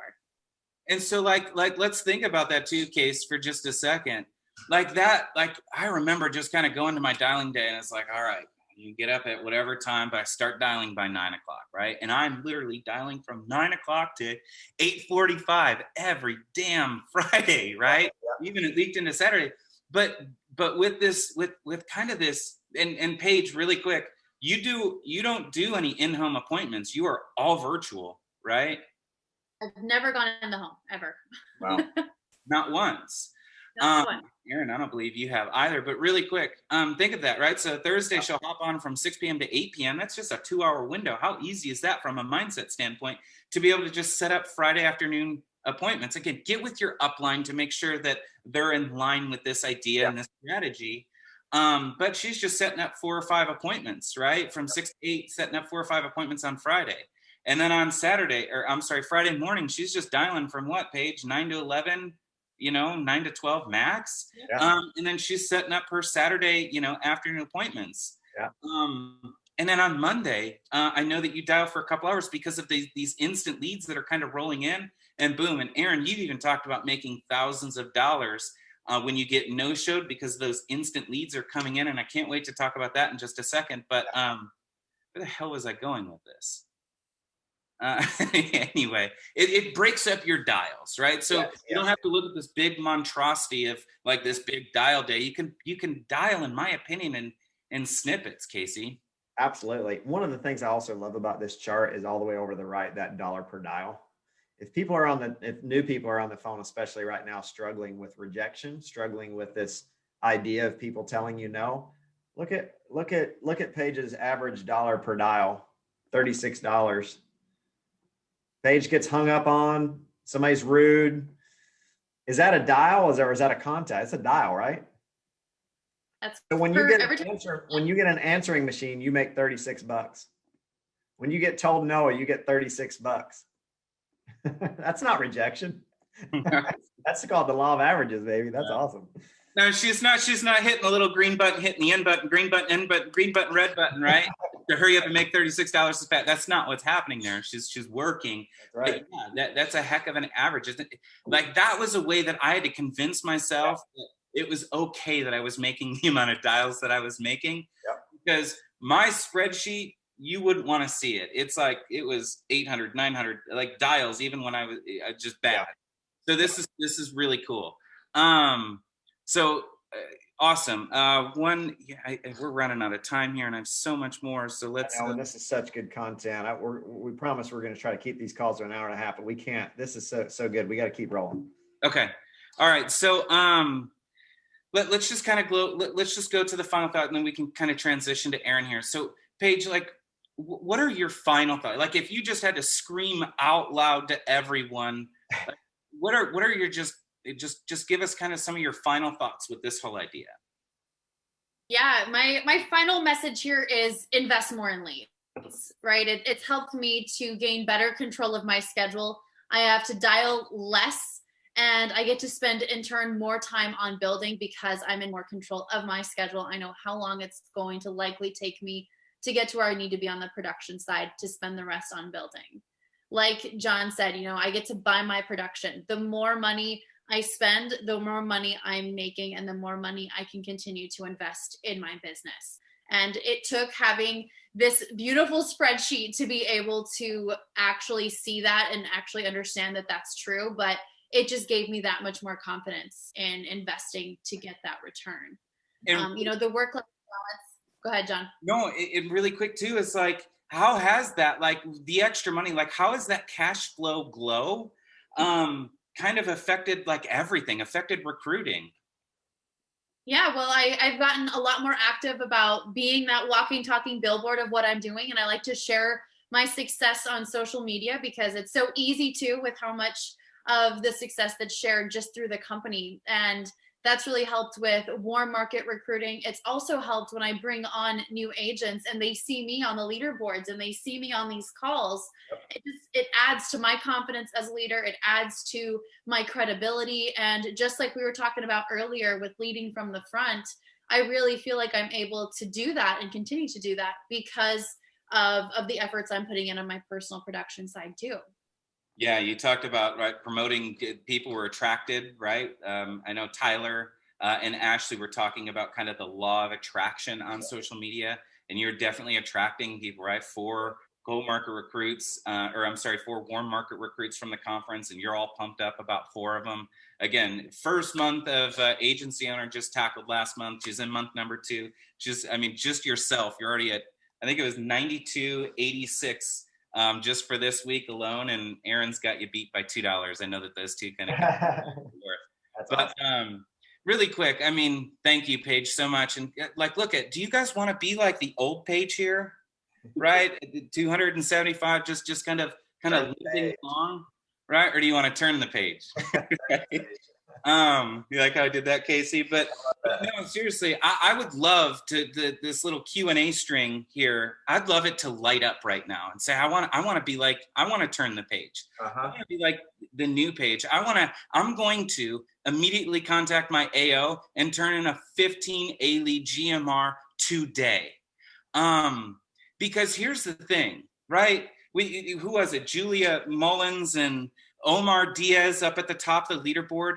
Myself, Jimmy Spieldener, Ashley Tarr, Lee Jedlika, Nick and Patty Compatori, Sean Hogue, Nate Offer, all of the people that have made it to the top of the sales kind of leaderboards on a very consistent basis. That's all we did. Yeah. We just bought our production. Yeah. So go out and buy your production. Again, I want to see it. I want to get a message from Casey saying, hey man, we got over 200 GMRs turned in and more people increased it. We told Joe and Pam in marketing that they need to get ready after this call because we should have a lot more people actually taking us seriously on the idea of investing in your leads. So that's good. The proof is right there, man. Yep. It doesn't lie. So let's get after it. Again, thank you for giving us the proof, Paige.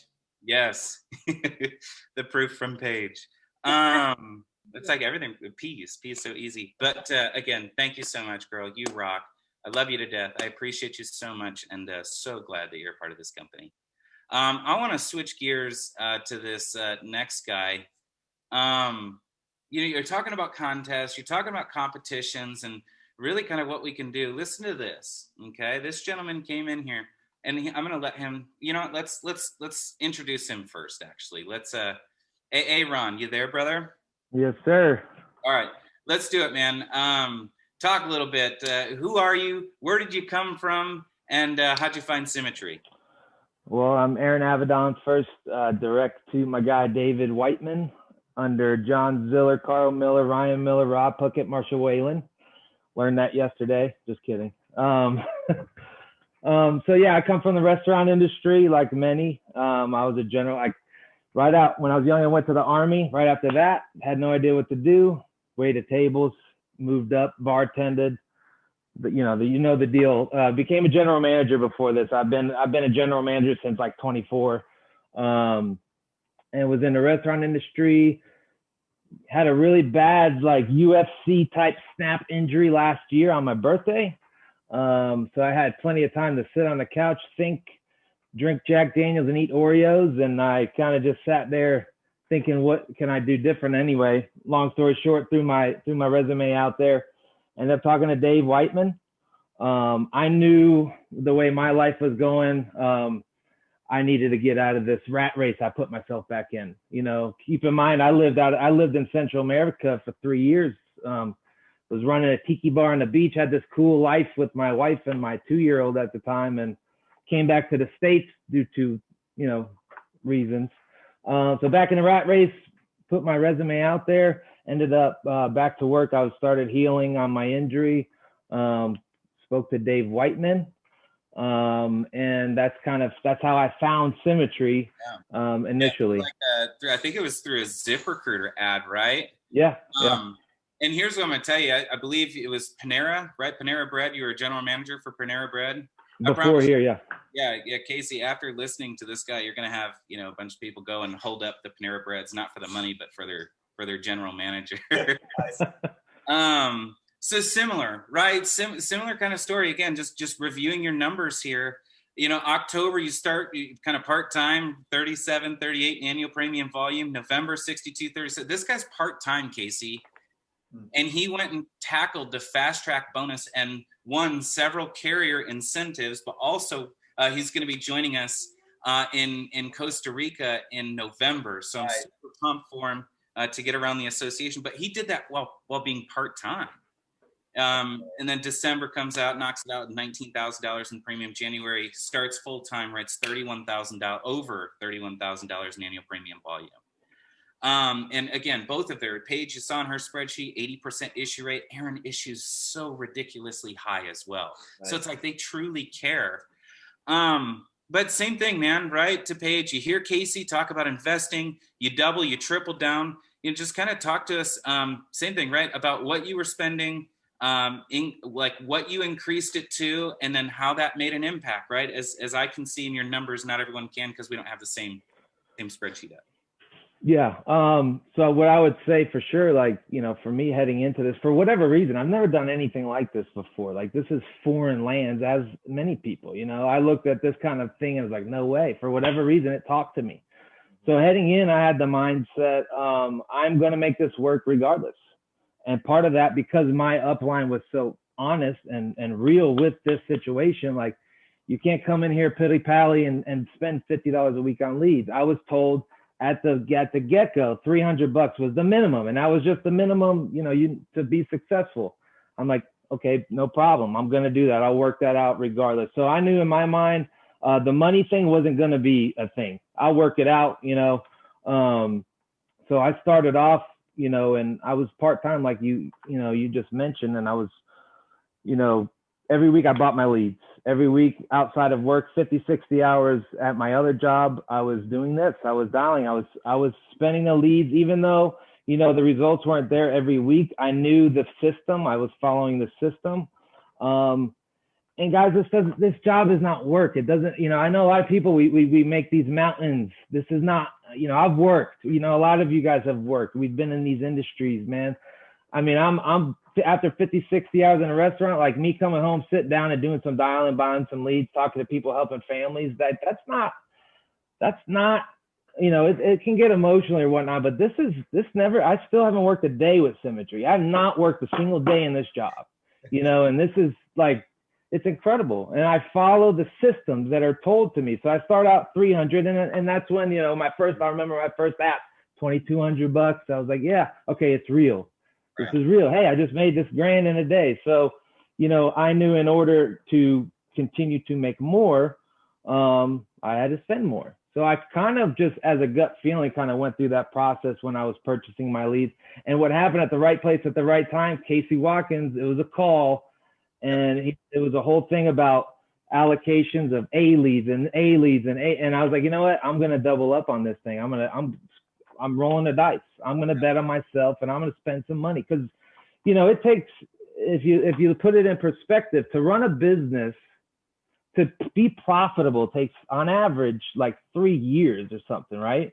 You know, so we're investing this couple $100 a week to potentially make, you know, really good money. So for me, that was, I like what you said there too, right? And just to kind of be clear, right? So around 300 and then doubling down, he's the same exact way, where he's investing, you know, $750 to $800 a week, and that's why you're consistently writing $30,000 to $32,000 in annual premium volume every single month. Just maybe a last question or two here, but you know, talk to us about the massive activity, because I think that this is a super important part. I want everyone to understand this. Like, he's written 30, 32,000, 33,000. Casey, he's done this on a 27% close ratio. Now, I'm not talking about A leads I'm talking about it when 100 people that he sat with, he only helped out 27 out of the 100, still writing this kind of volume. That's a ton of appointments, right? The mindset that you have to have. And so I think that that's a super solid message as well, is that it's going to take a little while for you to kind of like learn, right? Not everyone's going to come out of the gate closing 7 out of 10, 8 out of 10, 9 out of 10 that they sit with. This dude came from zero sales experience whatsoever. Right? 27 out of 100. Like, if my mind goes, right? But either way, so talk to us about just kind of that massive action, And the constant correction. You said that you've gone through 2 different struggles. Talk to us just about that, and like how you like the daily dialing. I think is kind of super important for everyone to hear as well, Beth. Yeah.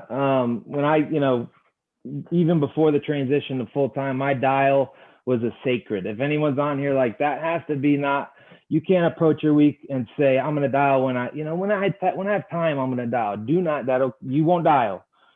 Schedule it. Tell your family, my wife, my son, they know. I have a sign on my door, Daddy dial. Daddy's dialing, don't interrupt. So, I schedule this massive action because, in order for me to get better, I have to just keep doing it. I was really bad at in-home presentations. I kept doing it. I'm dialing. If I get a no-show, my number one thing, I've made thousands of dollars in this company by dialing when I get a no-show. And now it's even better. I'm getting these daily allocation of A leads. Okay. So then you get into a day, you have appointments, lined up 4 or 5 in a row or something. You get 1 or 2 no-shows, boom, call those leads, call your leads. I've literally made thousands of dollars. I've helped multiple families by dialing during that time. That's my favorite time to dial. I do not mess around with dial time. That is important. Don't book appointments during your dial time. An hour of dialing is more lucrative for you than, I got to book an appointment even though you're going to dial during that hour and you book an appointment. That one appointment's not going to yield you more money than dialing during that same hour. Be specific and intentional during your time. And, with me, John, there was times I had to go out of town. And I did. I went out of town. It did not affect my dial time. I'm dialing from hotels. I changed my office this week. How often do we get to change our office? I got a hotel looking at the beach in Florida. I'm there. My wife takes my son to go do some stuff. I'm doing my dials. I'm doing my Zoom appointments, whatever. I had a day where I had a carryover appointment at 1:30 in the afternoon. It was our last day in Florida. I was visiting my mother for some emergency stuff, but my wife wanted to go to the beach that day. All right, let's go to the beach. Well, you got that 1:30 appointment. I'll work it out. I'm not going to ruin a beach day for that one appointment. So what I did was we went to the beach, hung out with my son that day. I set a little alarm clock. I went up, got the fan off me, ran into my car, blasted the AC. That's great. Zoom chat on the phone. I wrote 2 applications on the beach in my car, with sand all over me. I mean, this is, when you really put this job, this career, I spew this stuff. I love this. Thank you guys for this company. I mean, this is my dream. This is my dream. I can travel. I can make money. I can work. I can impact. Now I'm trying to build and change people's lives in that manner. This thing, don't waste it. If you're new on this call, you've got it. You're sitting in front of this opportunity, and, to go back to that, I know I gotta finish up, but yes, schedule your time intentionally. Don't cut yourself short by choosing, the Friday night movie and drinks. If you want to make this thing, sacrifice. You got to sacrifice a little bit. Right. Do the work, do the dials. This thing is incredible. I'm only 6 months in, but I love this place. That's awesome, man. So inspiring for especially the new people on the call to hear that, man. Killer. He's on his first month of AO run this month, and we got the writers together, and it's because he's recruited, and oddly enough, Casey, and this will kind of be the last bit of it. Man, he talked about struggle, and we were talking just the other night, and it's so cool because he decided to make the decision to start building early. Mm-hmm. Like he had a learning curve month last month. Oddly enough, you ended the week, like the last week of the month, you wrote like just shy of $11,000 in annual premium volume. Yep. And that was like your entire month, right? You just struggled for a couple weeks and you got back to the system. You got back to the scripts because you deviated and started trying stuff on your own. The cool thing about building a team is that you didn't miss your promotion last month because of it. You were able to rely on Norma Baque, who, by the way, is from Panama. She's dialing from Panama, living in Panama and working in the States because she has her license in the state. Anyway, so it's like that recruiting theme along the way as they're both kind of talking and really diving into that, I think is just so important. My brain goes to, Ryan Miller. man, Ryan Miller, he came in here and $8,000 to $10,000, maybe $10,000 to $12,000 producer. Had Ryan waited until he got really, really, really good at the sales part of the business, he might not have the team that he has today. Yep. Ryan Miller he wouldn't have been able to attract me from a production standpoint. Mm-hmm. Because I needed a lot more. I needed a lot more income, right? But he got Carl on right away. Carl could write the premium that I needed to write to say, okay, I can make this kind of money. Yep. And then he turns around and he hires, Miranda Martin. Then he hires Ben. Miranda's amazing at strategies and statistics and building and like just so many good things. She's awesome on the phones. Ben's awesome on the phones too. Ryan hired a circle of people around him. Had he waited until he got good to start building, I don't think he would be where he's at. I don't think that he would have cashed a $56,000 bonus check last month. You're right. So true. Again, start recruiting out of the gate. That's what he's doing. That's what Paige is doing. By you writing more business, it's going to organically attract people to you. That's what happened to me. I wrote a ton of business and boom, Derek Malloy reaches out and boom, right? So many different people reached out to me. What are you doing? Yep. So I promise you, the law of attraction, by spending more money, writing more premium, you're going to attract more people. What the hell are you doing? We always used to say that. Set yourself on fire. People come around and watch you burn. That's good. That's what y'all are doing. Setting yourself on fire. Yeah. That's good stuff. Yeah, I know we're way over time. Aaron, it was worth it. It was worth it. Thank you, guys. Yes, thank you. Casey, I'll kick it back over to you, man. Thank you. We're done, guys. We'll take up any more of your time. Paige, Aaron, y'all are killing it. Keep it up. Thanks for being here. For everyone. Thanks, guys. Aaron. Let's go out and have another record week. Thank you, guys. Thank you. Bye. Thanks.